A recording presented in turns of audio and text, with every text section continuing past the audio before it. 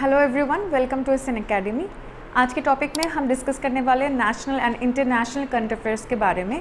Current affairs एक ऐसा part है जो आपके गवर्नमेंट जॉब के एग्ज़ाम में एक बहुत बड़ा एरिया कवर करता है और थ्रू करंट अफेयर्स आप एक अच्छे मार्क्स को भी स्कोर कर सकते हो। सो करंट अफेयर्स पे बहुत ज़्यादा फोकस करना इम्पॉर्टेंट है। सो शुरू करते हैं आज का video. Let's start. 15th December 2020. The first news is NITI Aayog has released a white paper titled Vision 2035 Public Health Surveillance in India on 14th December 2020. The Vision 2035 Public Health Surveillance in India is a constitution of the work on health system strengthening. The building blocks for the vision are an interdependent federated system of governance between the center and states. The vision of this white paper is to make India's public health surveillance system more responsive and predictive to enhance preparedness for action at all levels.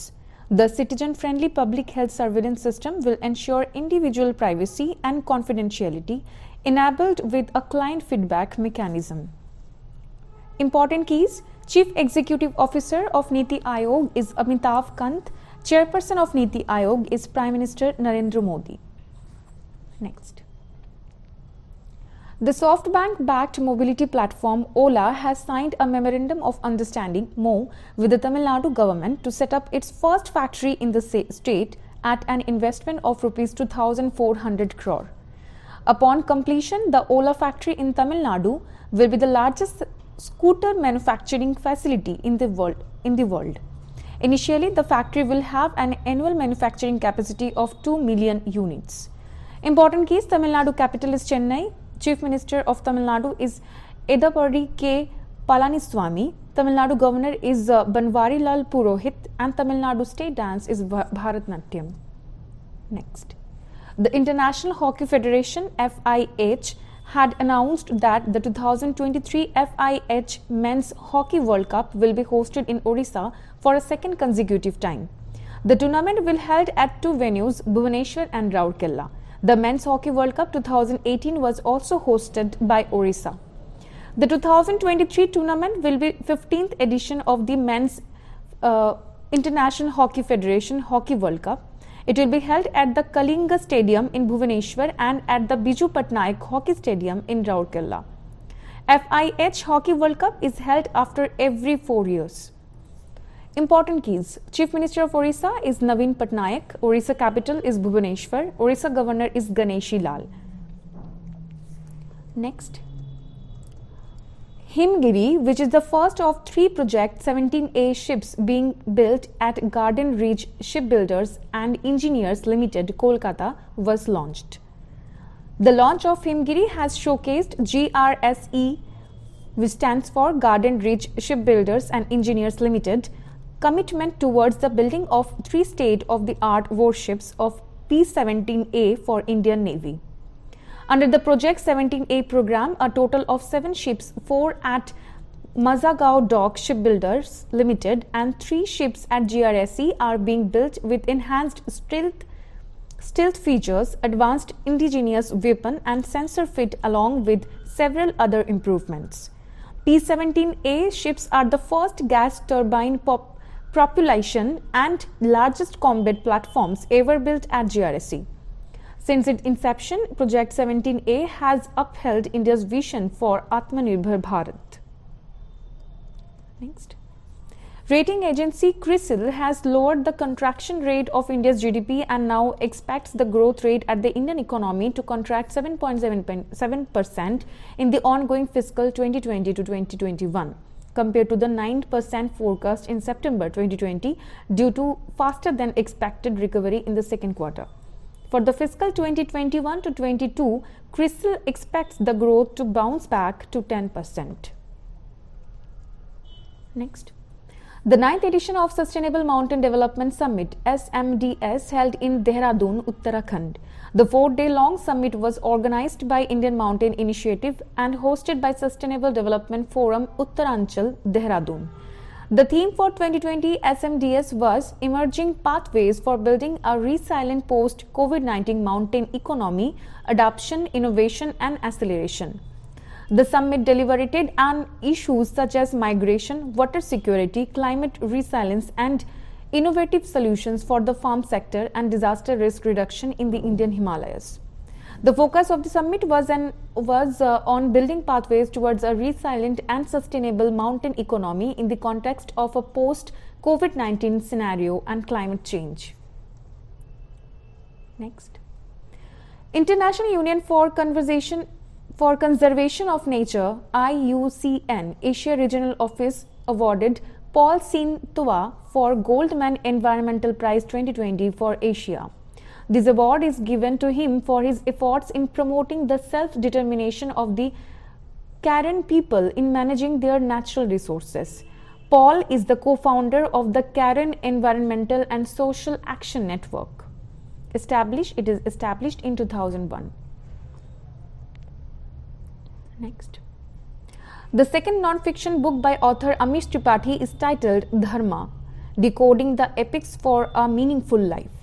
The book offers practical philosophical lessons drawn from ancient Hindu epics. It is co-authored by his sister Bhavna Roy. It is to be published by Westlands. His last non-fiction book is Immortals India, was launched in 2017. Next. Noted Indian wrestler Sripati Khanchanale, who had won the prestigious Hind Kesari title in 1959, passed away.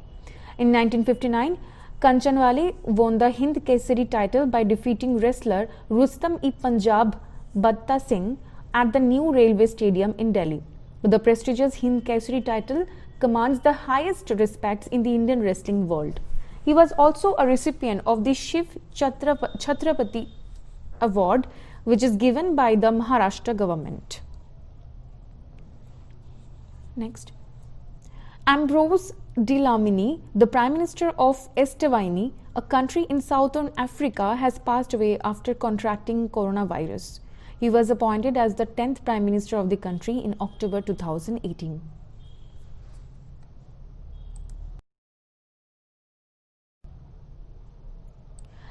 December 2020. The first news is, the Government of Maharashtra has approved the Unified Development Control and Promotion Regulation (UDCPR) to strengthen and bring in uniformity in the real estate construction laws of the state.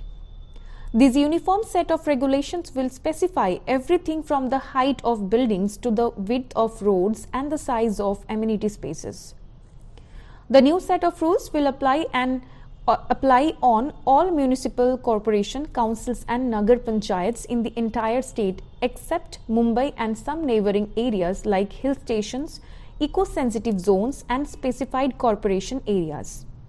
It will help to increase the stock of affordable housing projects and improve ease of doing business, as well as help the developers to improve their resource management.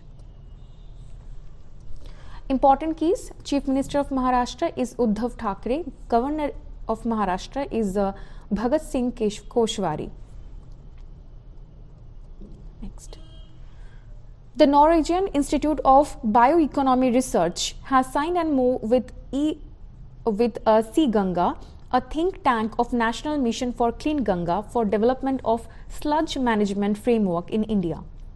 Through this initiative, Norway intends to deepen the relationship with India, especially in the prevention of climate change and conservation of the environment. The MoU was signed during the 5th edition of the India Water Impact 2020, held from 10th to 15th December 2020. The event is co-organized by National Mission for Clean Ganga and Center for Ganga River Basin Management and Studies.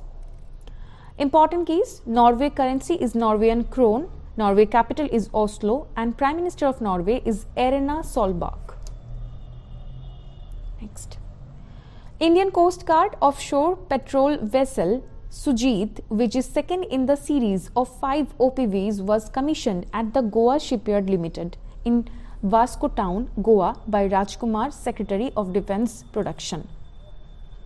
The vessel has been designed and built indigenously by GSL.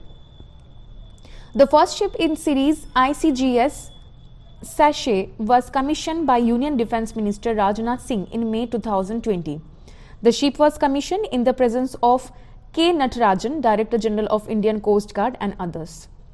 Sujeet has been equipped with features like integrated bridge system, integrated platform management system, power management system, and high power external firefighting. Next.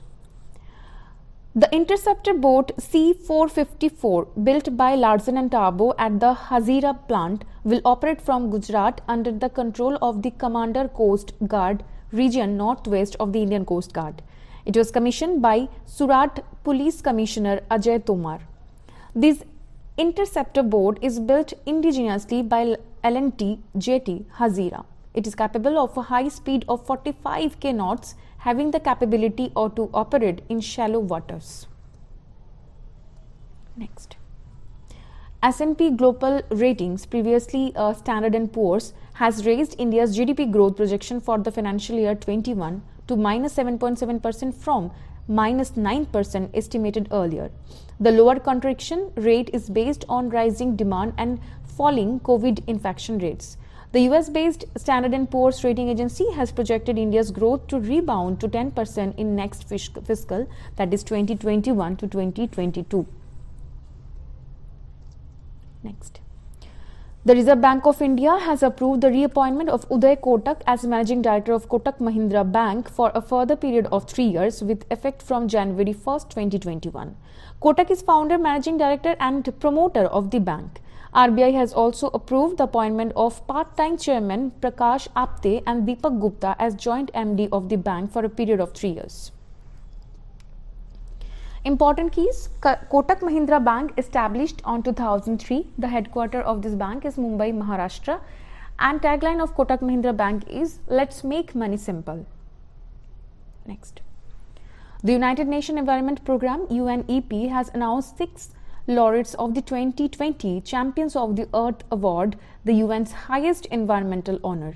The champions were chosen for their transformative impact on the environment and their leadership in urging bold and decisive action on behalf of the planet and its inhabitants.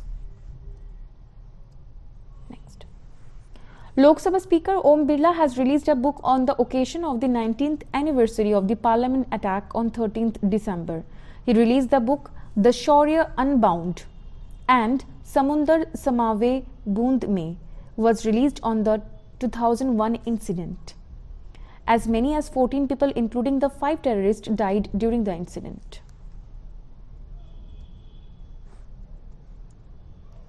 Next. In India, Vijay Diwas, also called Victory Day, is celebrated every year on December 16th. The country celebrated the 49th Vijay Diwas in 2020.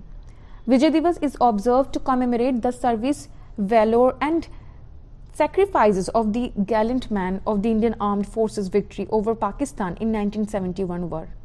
The Indo-Pakistan War of 1971, which began on 3rd December, lasted for 13 days and officially ended on December 16th, after which Pakistan surrendered to India.